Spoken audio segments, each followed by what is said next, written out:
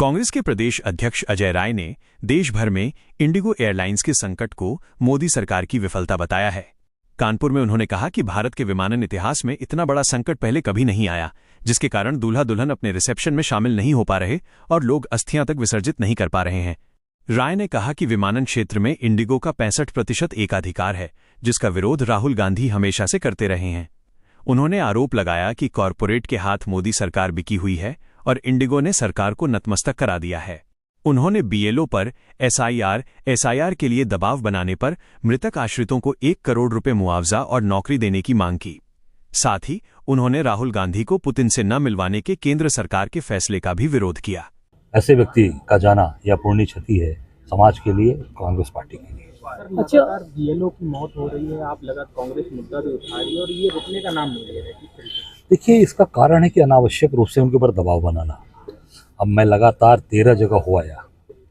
मैंने शुरुआत की लखनऊ से, और लखनऊ से शुरुआत करके जौनपुर, फतेहपुर, देवरिया, मुरादाबाद, संभल, पूरे बरेली, मेरठ, बिजनौर, कल अलीगढ़, हाथरस होते हुए कल रात को आया हूँ और अभी आज महोबा जा रहा हूँ। महोबा से फिर मैं देवरिया जाऊँगा।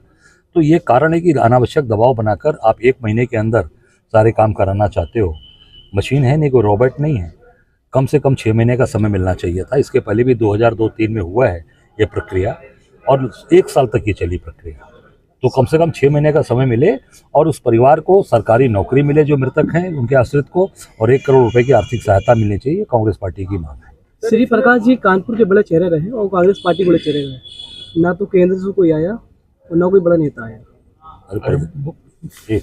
प्रदेश अध्यक्ष हूँ ना मैं जी, प्रदेश का अध्यक्ष हूँ और प्रदेश अध्यक्ष में सब ताकत समाहित होती है, बड़े प्रदेश से लेकर राष्ट्र के, क्योंकि हम उनके प्रतिनिधि के तौर पे हैं। मैं यहाँ उपस्थित हूँ और सबकी तरफ से मैंने श्रद्धांजलि अर्पित किया है और नमन किया है। सर, इस समय देश में संकट गिरा है, फ्लाइट का, इंडिगो की फ्लाइट का संकट गिरा है, और उसको किस तरीके से देख रहे हैं, क्योंकि वो डीजीसीए को कह रहे हैं कि अचानक से उन्होंने कर दिया और हम नहीं कर पाए। डीजीसीए तो फेलिवर किसकी है? गवर्नमेंट की है ना। डीजीसीए किसके अधीन आता है? सरकार के अधीन आता है। इसका मतलब मोदी सरकार फेल है पूरी तरीके से। आप ये देख सकते हैं कि पूरे एयरलाइंस के इतिहास में इतना बड़ा संकट हिंदुस्तान में कभी नहीं आया कि जिसमें दूल्हा दुल्हन भी वो वर्चुअली उसमें उनकी प्रेजेंस हुई है। वर्चुअली वो वीडियो कॉलिंग से उनको प्रेजेंस कराया गया। बेचारे शादी करने के बाद कहीं बाहर चले गए दर्शन पूजा पाठ करने, और रिसेप्शन में उनको आना था जिसमें उनके सारे रिश्तेदार नातेदार देश विदेश से आए थे। जहाँ आए एयरपोर्ट पे, वहाँ फंस गए 4 घंटे, 6 घंटे, 8 घंटे। करें क्या? तो पूरे परिवार ने उनको वर्चुअली जोड़ा, और वर्चुअली जोड़कर कुछ लोग अपनी अस्थियां लेकर जा रहे थे अपने परिवार की। अस्थियां विसर्जन नहीं कर पाए।